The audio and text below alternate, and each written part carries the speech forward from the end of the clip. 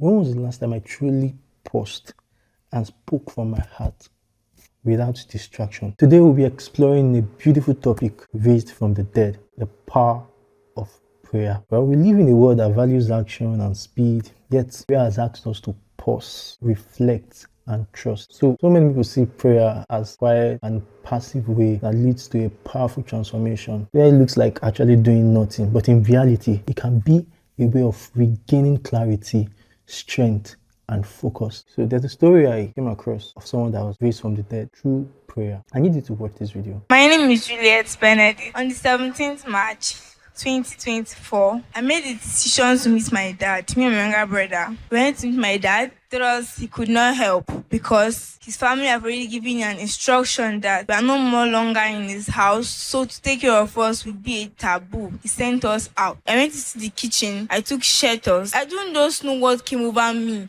One boy was like, take it. I took it. I was struggling myself. My stomach was on fire. My throat started bringing out foam. She was rushed into the emergency accident and emergency ward. We went in there with her immediately. Then I heard the two nurses spoke in Hausa language saying the girl is dead. I took the Healing to the Nation magazine. I placed it on her chest. We keep praying. We continue praying. I remember that I know I was not in this world.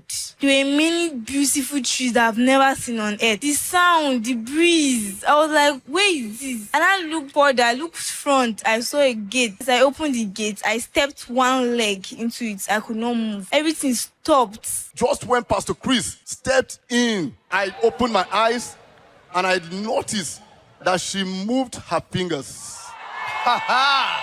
I just woke up. I saw people around me praying. I say, yes, this lady is alive. Ladies and gentlemen, she's alive. Hallelujah. Juliet is alive.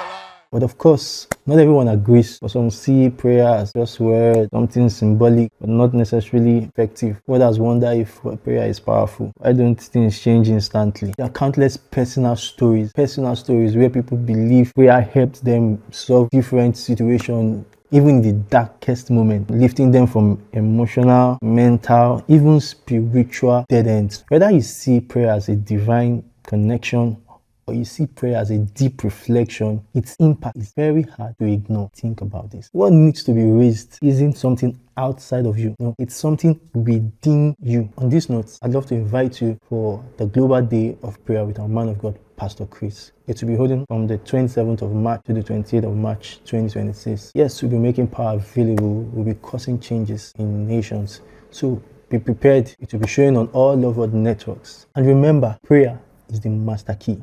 Even you can change that situation through prayer. Think about this.